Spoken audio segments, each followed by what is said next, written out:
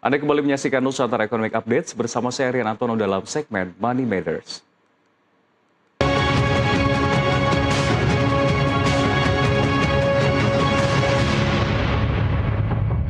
Pusat Pelaporan dan Analisis Transaksi Keuangan atau PPATK mengungkap perputaran uang judi online turun tajam hingga 56% per Oktober 2025.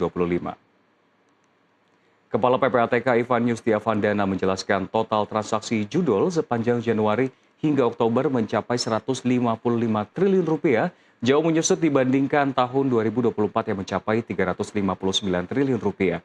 Tak hanya itu, nilai deposito pemain judol juga amblas 50% dari 51 triliun rupiah pada 2024 menjadi hanya 24 triliun rupiah dalam 10 bulan terakhir. Ivan menegaskan penurunan ini terjadi berkat ekstra effort dari berbagai otoritas, mulai dari pemblokiran rekening dorman hingga penindakan oleh aparat penegak hukum.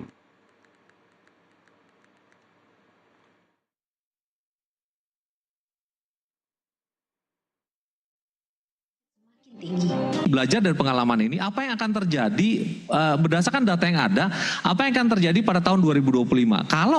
Kalau kita tidak kumpul begini, kalau kita silo, bekerja secara silo, misalnya sendiri-sendiri, egosentris dan segala macam, PPATK memprediksi akan ada tekanan fintech yang kemudian berakibat dari 359 di tahun 2024 akan menjadi 1.100 triliun di tahun 2025.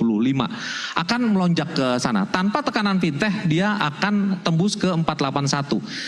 Kita lihat lagi, kalau kita tekan nih sekarang, dia hanya akan tumbuh di akhir tahun 2025 hanya akan tumbuh 205 triliun.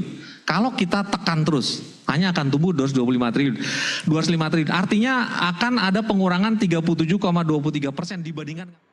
Lantas bagaimana perputaran uang judi online bisa anjlok dari 359 triliun rupiah menjadi 155 triliun hanya dalam setahun? Apa strategi besar dibalik penurunan angka 56 hingga 57% ini? Dan yang terpenting, bagaimana dampaknya ke ekonomi keluarga kita di Indonesia? Kita akan langsung membahasnya bersama dengan Natsir Konga, Kepala Biro Humas PPATK. Selamat pagi menjelang siang, Pak Natsir. Selamat pagi, Mas Rian. Sehat bahagia selalu kita semua. Iya, melihat informasi sebelum ini kan angka yang luar biasa fantastis ya Pak, menjadi 155 triliun rupiah. Yang sebelum ini memang judi online kita sempat pesimistis bisa dikurangi angkanya. Ini sebetulnya seperti apa strategi yang dilakukan? Ya, di bawah kepemimpinan Bapak Presiden Prabowo ya, itu memang sinergi antar lembaga yang ada itu semakin kuat ya. Kolaborasi inilah yang membuat penekanan angka judi online itu bisa drastis ya, dari yang ratusan triliun seperti disebutkan tadi itu menurun sampai di angka 56% lebih ya. Iya. Nah ini selain kerjasama hadirnya negara ya di dalam mencegah dan memberantas dari judi online, tapi upaya dari masyarakat itu sendiri, dari kita sebagai keluarga di dalam menekan judi online. Ya perhatian orang tua terhadap anak itu sangat-sangat membantu ya untuk penurunan judi online yang ada. Karena kalau ini dibiarkan luar biasa Mas Rian, dampak ya multiplier effect yang diakibatkan dari judi online. Kita banyak menemukan bagaimana pemain judi online itu adalah anak-anak di bawah umur. Gen Z ya, mungkin ya Pak. Ya. Yang 10 tahun ke bawah juga banyak tuh Mas Rian. Iya.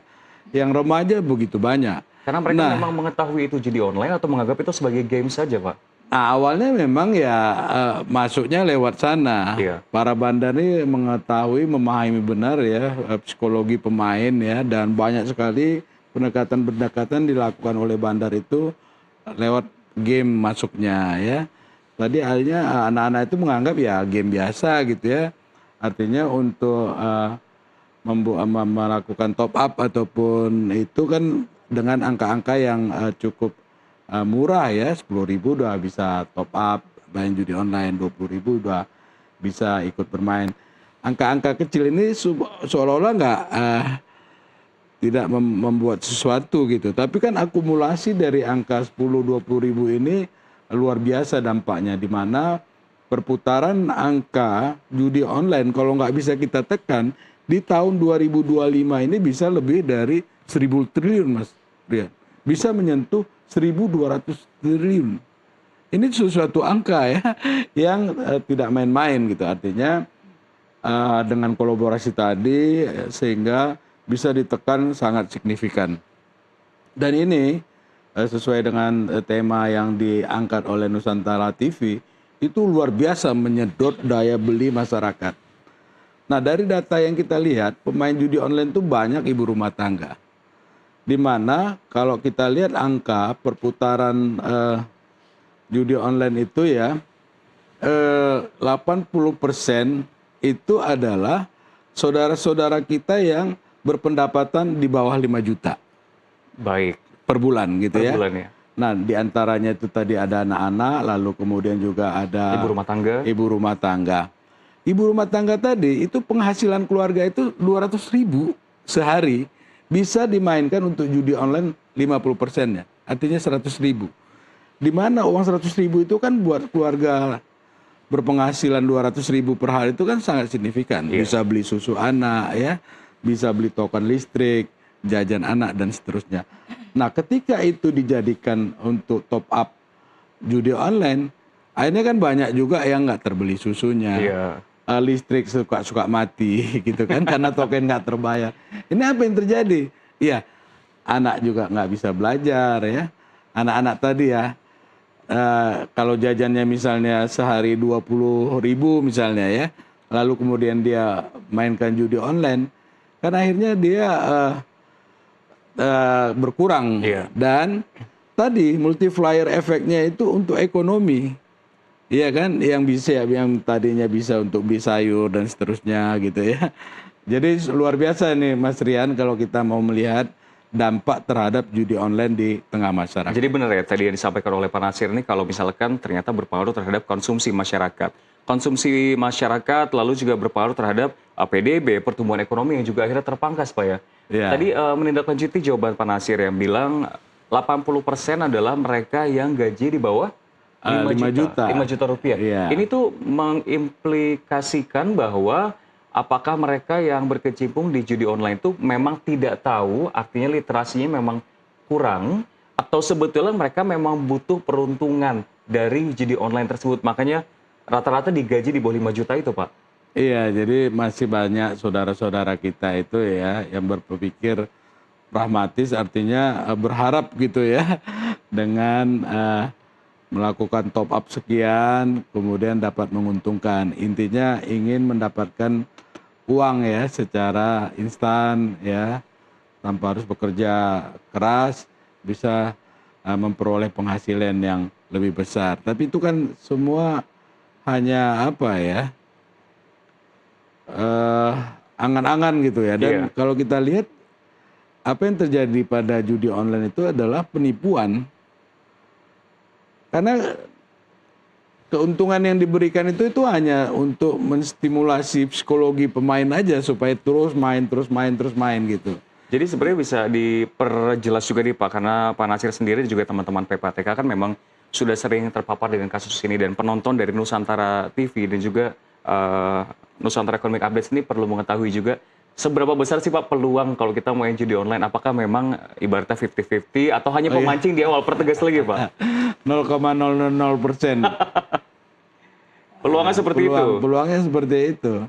Karena dikasih menang itu, karena kan ditentukan oleh algoritma. Algoritma itu yang menentukan adalah para bandar yang sudah disetting. Jadi kecil sekali kemungkinan. Tapi walau demikian, itu orang yang misalnya ya, kita pernah undang tuh pemain judi online hilang Alphard tapi dia dapat BMX itu sepeda motor itu rasanya udah senangnya bukan main gitu. Rasanya bahagia padahal sebetulnya kerugiannya justru lebih besar. Jauh lebih besar, tapi karena tadi ya dia punya harapan, diiming-imingi dan seterusnya itu, dia berharap bisa mendapatkan hasil judi tadi lebih besar.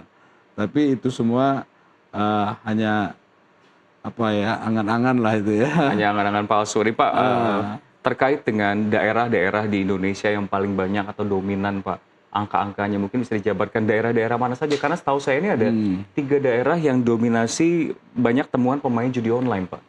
Jadi 3 besar itu saling bertukar posisi ya.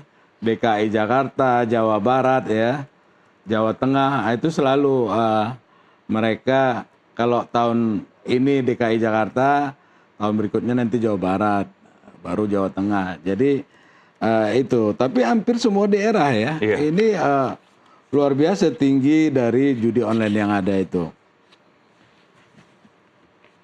Ini Bapak Nasir mau buka data-datanya atau bagaimana? Tapi mengapa akhirnya 3 daerah tersebut jadi 3 yang terbesar, Pak? Apakah memang balik lagi karena tidak ada literasi atau karena memang kebutuhan dan juga ekonomi di sana yang menjadi terpusat judi online, Pak? Ya, dari segi jumlah penduduk memang ya 3 daerah ini yang terbesar ya. Sehingga memang perputaran uang yang kita lihat di sana itu cukup signifikan. Nah, soal literasi memang ini perlu terus dikembangkan ya. Dan saya berharap tuh memang itu dimulai dari keluarga kita sendiri. Sebagai kepala keluarga selalu mengingatkan atau melihat, memantau anak-anak di rumah ya. Itu banyak hal yang bisa kita perhatikan. Tanda-tanda kalau misal anak kita suka marah, suka murung, suka apa, itu harus tahu, kita harus dilakukan pendekatan. Harus kita punya kedekatan yang lebih ya. Sehingga dengan pendekatan-pendekatan yang ada itu kita berharap hubungan kita di antara keluarga itu lebih dekat sehingga kita bisa memberikan penjelasan literasi kepada keluarga. Ya dimulai dari keluarga kecil lah Mas Rian. Jadi kita harus ketahui seperti apa gerak-gerik dari anak kalau misalkan resah dan tidak biasa, bisa jadi itu lagi stres karena gagal main judi online, Pak ya. Jadi kita bisa antisipasi dari awal. Kita akan lanjutkan lagi pembicaraannya sebenarnya strategi apa dan temuan apa dari PPATK terkait dengan judi online di Indonesia, termasuk salah satunya strategi menurunkan angka pemain dan transaksi. Jadi tetaplah bersama kami karena dialog akan kita lanjutkan di Money Matters Nusantara Economic Updates.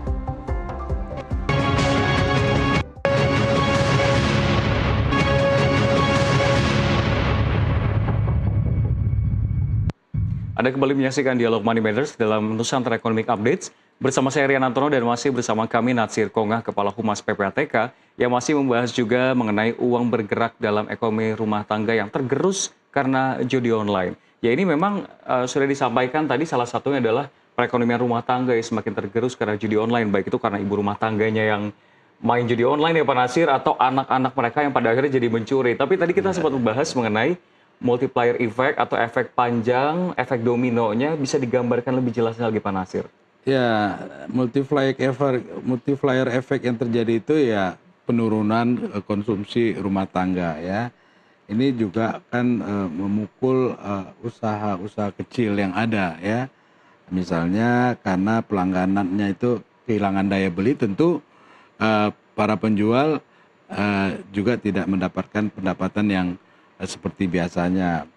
Juga kalau kita lihat ya, tekanan psikologis ya dan produktivitas itu sangat signifikan mengganggu ya. Psikologis kita lihat ya, kami juga melakukan semacam penelitian ya terhadap korban-korban judi online ya. Banyak di pengadilan agama itu yang kita lihat terjadi perceraian dalam rumah tangga. Di satu daerah itu bisa sampai 1.000 kepala keluarga dalam rentang waktu yang tidak begitu lama bercerai karena suaminya kecanduan judi online, istrinya terlibat judi online. Nah ini sesuatu tekanan-tekanan psikologis yang terjadi. Banyak saudara kita juga yang stres ya, ada yang sampai bunuh diri. Itu fenomena yang terjadi hampir di setiap daerah dan banyak kasus-kasus itu gitu. Nah ini tentu ya harus kita bersama-sama menanggulangi ini. Negara hadir, tapi kita sebagai keluarga juga harus peduli. Baik. Nggak bisa satu pihak saja gitu. Ini kan kalau berbicara upaya yang dilakukan oleh keluarga internal. Tapi kalau berbicara dari kacamata PPATK, upaya yang dilakukan oleh PPATK dan juga lembaga-lembaga lain, Pak, misalkan angkanya ini jelas menurun. Apakah memang angka transaksi menurun ini sejalan dengan literasi yang juga meningkat, atau sebetulnya mereka sama-sama aja? Atau memang ada strategi lain, seperti yang tadi kita sampaikan di informasi sebelumnya, penutupan rekening dorman juga dilakukan untuk mengantisipasi hal tersebut, bisa dijabarkan, Pak Natsir? Ya tentu kolaborasi ya. PPATK menjalankan tugas, fungsi, dan kewenangannya secara optimal ya. industri perbankan, terus ya e-commerce, itu juga luar biasa mereka melakukan untuk mencegah memberantas ini. Kita lihat bagaimana Komdiji juga banyak sekali yang udah di take down, OJK, Bank Indonesia, teman-teman penyidik ya sudah banyak menangkap dan memenjarakan pelaku bandar judi online. Banyak aset-aset yang sudah disita.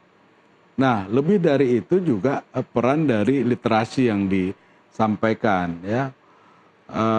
Kalau kita lihat di Koramil itu kan hampir setiap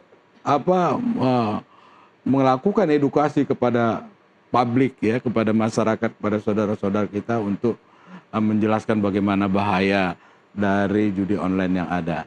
Jadi Nah, ini memang semua Satgas di bergerak lapangan ada, ini. Pak? Hah? Jadi memang Satgas di lapangan ada dan memang maksimal upayanya dari Satgas juga Iya, ini. kolaborasi antar lembaga ya di bawah kepemimpinan Bapak Yusril sebagai Menteri Kumham ya, itu beliau jadi Ketua Komite Nasional Pencegahan dan Pemberantasan Tindak Pidana Pencucian Uang. Dan ini sangat efektif berjalan, baik secara untuk mencegah memberantasnya, begitu juga terhadap literasi yang disampaikan kepada publik. Tapi lagi-lagi tidak hanya negara hadir, tapi kita juga sebagai warga, sebagai masyarakat, sebagai kepala keluarga itu harus ikut ya, bahu membahu saling mengingatkan di antara kita akan bahaya judi online. Nah, saya optimis ya dengan waktu dekat kalau kita semua itu bersinergi, maka judi online ini bisa kita tekan. Meskipun untuk 0% itu agak susah ya, karena memang demand-nya terlalu tinggi gitu. Ya, karena kalau ngelihat website pun memang ada yang ditutup, nanti buka Iya, lagi di muncul tempat lagi. yang lain. Itu tuh selalu kayak gali lubang tutup lubang.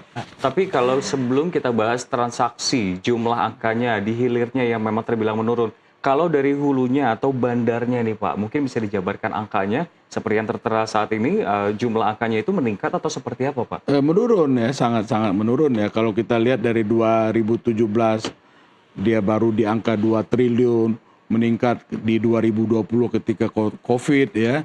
Dan angka yang tertinggi itu di 2024 sampai 300 triliun lebih ya, dan sekarang kita bisa tekan di bawah sampai di angka 56% lebih. Itu kan sesuatu ya, sesuatu yang sangat mengembirakan kita semua, tapi nggak boleh berhenti di situ, Mas Rian. Iya. Semangat dan kolaborasi sinergi itu harus terus kita jalankan.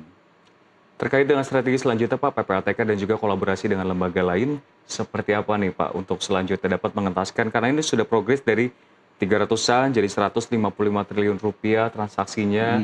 Khususnya mungkin yang patut di-highlight modus-modus game-game online yang diakses anak-anak tadi seperti Iya, apa. Terus iya. iklan-iklan, kalau kita lihat YouTube kan selalu ada komentar-komentar Pak, iklan judi online Pak, itu apakah optimistis bisa dientaskan atau memang susah Pak karena selalu ada Pak? Ya bisa ya, makanya juga kita berharap semualah ya penegak hukum ya bekerja optimal ya. Dan kami di PPATK itu mengejar uang hasil kejahatan judi online ini sampai keluar negeri maksudnya ya. Iya. Dengan bekerja sama dengan, kalau di luar negeri itu hampir setiap negara ada PPATK-nya ya, Financial Intelligence Unit-nya. Nah, itu kita lakukan kerjasama untuk mengejar uang hasil kejahatan yang ada. Pendekatan ini ya harapannya meskipun uang itu dilarikan ke luar negeri, itu bisa kita telusuri untuk kemudian bisa disita aset-aset dari pelaku kejahatan dari judi online yang ada. Gitu Mas Rian. Terkait dengan temuan tadi Bapak sudah menyebut soal jaringan internasional, itu bisa dijabarkan nggak sih Pak datanya? Bandar-bandar judi online Indonesia yang terafiliasi dengan jaringan internasional atau justru sebaliknya ada jaringan internasional yang di Indonesia, itu temuannya seperti apa di lapangan Pak? Ya, kita melihat bahwa banyak uang hasil judi online ya yang dikumpulkan oleh bandar besar, kemudian dari bandar besar ke bandar kecil ke bandar besar, dari bandar besar seterusnya kepada bandar yang ada mengoperasikan di luar negeri. Nah, itu sudah kita upayakan ya, hasil analisis, hasil pemeriksaan yang dilakukan oleh PPATK itu sudah kita sampaikan kepada penyidik, dan teman-teman penyidik juga sudah bergerak ya untuk mengejar uang hasil kejahatan yang ada. Baik, terima kasih Pak Natsir. Ini sudah berbincang bersama kami Nusantara TV dan juga di Nusantara Economic Update. Semoga informasi tadi ini bisa menjadi sebuah pencerah gitu ya bagi anak-anak, bagi keluarga, semua yang masih belum mengetahui bahwa judi online ini suatu hal yang sangat berbahaya dan juga bisa berdampak terhadap daya beli konsumsi masyarakat. Sekali lagi terima kasih. Terima kasih, Pak Natsir Mas Komar Rian. selaku Kepala Humas PPATK. Dan kita akan sudahi informasi tadi sekaligus menjadi penutup perjumpaan kita pada siang hari ini. Ekonomi bukan sekedar angka, tapi napas kehidupan kita semua. Dari pasar tradisional hingga industri digital, dari rakyat kecil hingga kebijakan besar, semua saling terhubung. Saya Rian Antono, pamit undur diri. Sampai jumpa.